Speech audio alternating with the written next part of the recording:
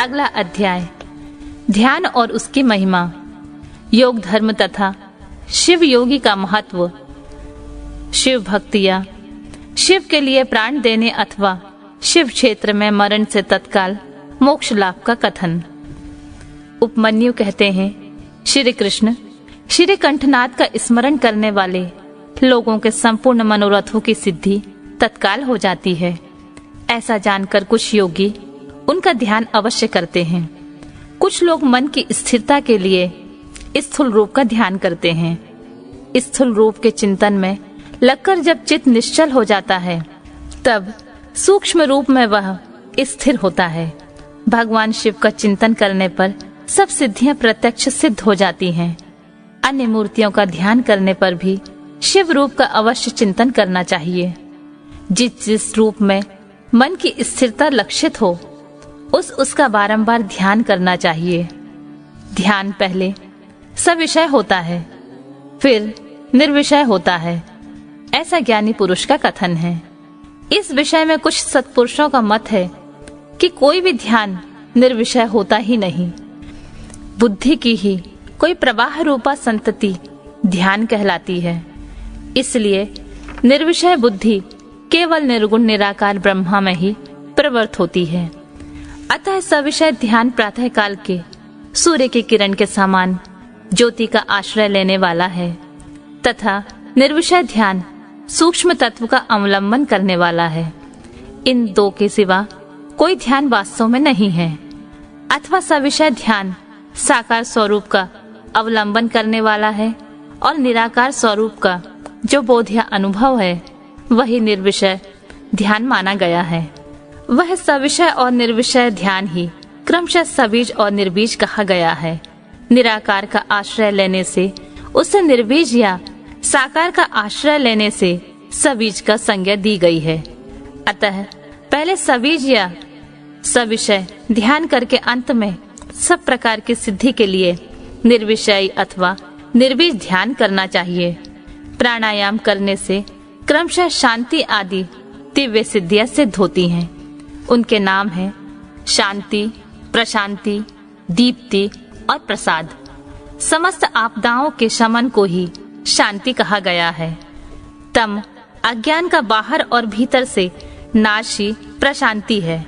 बाहर और भीतर का जो ज्ञान का प्रकाश होता है उसका नाम दीप्ति है, तथा बुद्धि की जो आत्मनिष्ठता है उसी को प्रसाद कहा गया है। बाहर और आभ्यंतर सहित जो समस्त कारण हैं, वे बुद्धि के प्रसाद से शीघ्र ही प्रसन्न निर्मल हो जाते हैं। ध्याता, ध्यान, ध्येय और ध्यान प्रयोजन, इन चार को जानकर ध्यान करने वाला पुरुष ध्यान करे।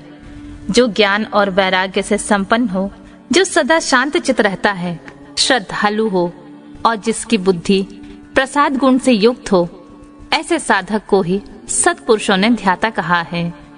ध्येय चिंतायाम, यह धातु है, इसका अर्थ है चिंतन। भगवान शिव का बारंबार चिंतन ही ध्यान कहलाता है। जैसे थोड़ा सा योगाभ्यास पाप का नाश कर देता है, उसी तरह क्षण मात्र भी ध्यान करने वाले पुरुष के सारे पाप नष्ट हो जाते हैं। श्रद्धा पूर्वक विक्षेप रहित चित्त से परमेश्वर का जो चिंतन है उसी का नाम ध्यान है। बुद्धि के प्रवाह रूप ध्यान का जो अवलंबन या आश्रय है उसी को साधु पुरुष ध्येय कहते हैं। स्वयं साम्य सदा शिव ही वह ध्येय है। मोक्ष सुख का पूर्ण अनुभव और अणिमा आदि ऐश्वर्य की उपलब्धि, ये पूर्ण शिव ध्यान के साक्षात प्रयोजन कहे गए हैं। ध्यान से सौरभ्य और मोक्ष दोनों की प्राप्ति होती है। इसलिए मनुष्य को सब कुछ छोड़कर ध्यान में लग जाना चाहिए। बिना ध्यान के ज्ञान नहीं होता, और जिसने योग का साधन नहीं किया उसका ध्यान सिद्ध नहीं होता। जिसे ध्यान और ज्ञान दोनों प्राप्त है, उसने भवसागर को पार कर लिया। समस्त उपाधियों से रहित निर्मल ज्ञान और एकाग्रता पूर्ण ध्यान, ये योगा अभ्यास से युक्त योगी को ही सिद्ध होते हैं। जिनके सारे पाप नष्ट हो गए, उन्हीं की बुद्धि ज्ञान और ध्यान में लगती है। जिनकी बुद्धि पाप से दूषित है, उनके लिए ज्ञान और ध्यान की बात भी अत्यंत दुर्लभ है। जैसे प्रज्वलित हुई आग सूखी और गीली लकड़ियों को भी जला देती है, उसी प्रकार ध्यान अग्नि शुभ और अशुभ कर्मों को भी क्षण भर में दग्ध कर देती है। जैसे बहुत छोटा सा दीपक भी महान अंधकार का नाश कर देता है, इसी तरह थोड़ा सा योगा अभ्यास भी महान पाप का विनाश कर डालता है। श्रद्धा पूर्वक क्षण भर भी महेश्वर का ध्यान करने वाले पुरुष को जो महान श्रेय प्राप्त होता है, उसका कहीं अंत नहीं है। ध्यान के समान कोई तीर्थ नहीं है, ध्यान के समान कोई तप नहीं है और ध्यान के समान कोई यज्ञ भी नहीं है। इसलिए ध्यान अवश्य करें। अपनी आत्मा एवं परमात्मा का बोध प्राप्त करने के कारण योगी जन केवल जल से भरे हुए तीर्थ और पत्थर एवं मिट्टी की बनी हुई देव मूर्तियों का आश्रय नहीं लेते, वे आत्म तीर्थ में अवगाहन करते हैं और आत्मदेव के भजन में ही लगे रहते हैं। जैसे आयोगी पुरुषों को मिट्टी और काठ आदि की बनी हुई स्थूल मूर्तियों का प्रत्यक्ष होता है, उसी तरह योगियों को ईश्वर के सूक्ष्म स्वरूप का प्रत्यक्ष दर्शन होता है। जैसे राजा को अपने अंतःपुर में विचरने वाले स्वजन एवं परिजन प्रिय होते हैं और बाहर के लोग उतने प्रिय नहीं होते, उसी प्रकार भगवान शंकर को अंतःकरण में ध्यान लगाने वाले भक्ति अधिक प्रिय हैं। बाह्य उपचारों के आश्रय लेने वाले कर्मकांडी नहीं। जैसे लोक में यह देखा गया है कि बाहरी लोग राजा के भवन में राजकीय पुरुषोचित फल का उपभोग नहीं करते, केवल अंतःपुर के लोग ही उस फल के भागी होते हैं।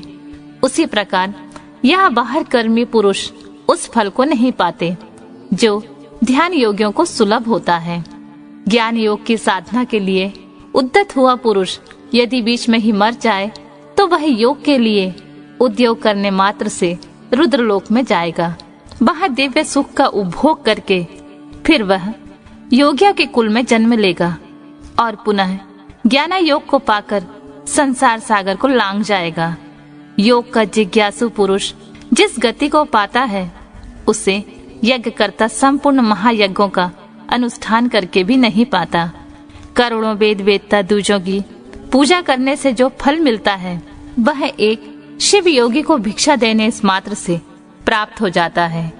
यज्ञ, अग्निहोत्र, दान, तीर्थ सेवन और होम, इन सभी पुण्य कर्मों के अनुष्ठान से जो फल मिलता है, वह सारा फल शिव योगियों को अन्न देने मात्र से प्राप्त होता है। जो मूढ़ मानव शिव योगियों की निंदा करते हैं, वे श्रोताओं सहित नरक में पड़ते हैं और प्रलय काल तक वहीं रहते हैं। श्रोता के होने पर भी कोई शिव योगियों की निंदा का वक्ता हो सकता है, इसलिए महापुरुषों के मत में उस निंदा को सुनने वाला वे महान पापी और दंडनीय है। जो लोग सदा भक्ति भाव से शिव योगियों की सेवा करते हैं, वे महान भोग पाते और अंत में शिव योग की भी उपलब्धि कर लेते हैं। इसलिए भोगार्थी मनुष्य को चाहिए कि वे रहने को स्थान, खान पान, शैया तथा ओढ़ने बिछाने की सामग्री आदि देकर सदा शिव योगियों का सत्कार करें। योग धर्म संसार अत्यंत प्रबल है, अतः पाप रूपी मुद्गरों से उसका भेदन नहीं हो सकता। योग धर्म और पाप मुद्गर में उतना ही अंतर समझना चाहिए जितना वज्र और तांदुल में। अतः योगी जन पाप और ताप समूहों से उसी तरह लिप्त नहीं होते जैसे कमल का पत्ता पानी से। शिव योग परायण मुनि जिस देश में नित्य निवास करता है, वह देश भी पवित्र हो जाता है।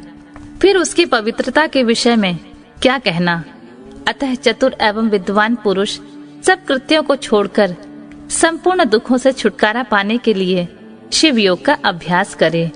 जिसका योग फल सिद्ध हो गया, वह योगी यथेष्ट भोगों को भोगकर समस्त लोगों की हित कामना से संसार में विचरे अथवा अपने स्थान पर रहे या विषय सुख को अत्यंत तुच्छ समझकर छोड़ दे और वैरागी योग से स्वेच्छा पूर्वक कर्मों का परित्याग कर दे।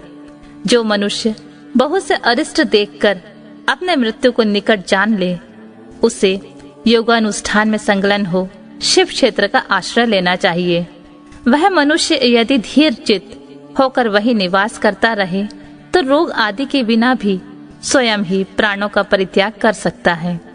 अनशन करके शिवाग्नि में शरीर की आहुति देकर अथवा शिव तीर्थों में अवगाहन करते हुए अपने शरीर को उन्हीं के जल में डालकर शिव शास्त्रोक्त विधि से जब अपने प्राणों का त्याग करता है तब वह तत्काल मुक्त हो जाता है।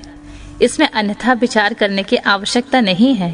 अथवा जो रोग आदि से विवश होकर शिव क्षेत्र की शरण लेता है उसकी भी यदि वहां मृत्यु हो जाए तो इसी प्रकार मुक्त हो जाता है, इसमें संशय नहीं है। इसलिए लोग अनशन आदि से शिव क्षेत्र में श्रेष्ठ मरण की कामना करते हैं, क्योंकि शास्त्र पर विश्वास करके धीर हुए मन को उनके द्वारा इस तरह की मृत्यु स्वीकार की जाती है।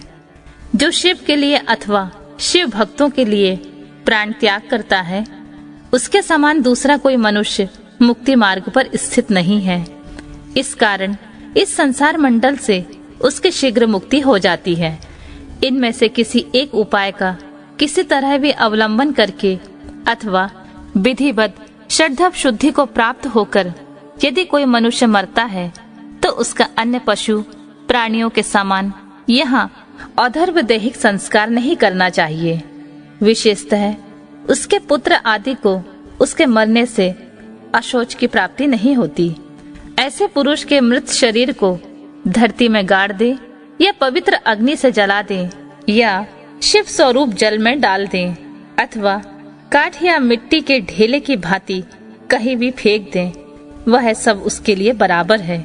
यदि ऐसे पुरुष के उद्देश्य से भी कोई कर्म करने की इच्छा हो तो दूसरे का कल्याण ही करे और अपनी शक्ति के अनुसार शिव भक्तों को तृप्त करे। उसके धन को शिव भक्त ही ग्रहण करे।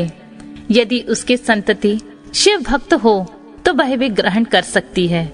ऐसा यदि संभव ना हो तो उसका धन भगवान शिव को समर्पित कर दे, परंतु उसके पशु संतति शिव भक्तिहीन संतान उस धन को कभी ग्रहण ना करे।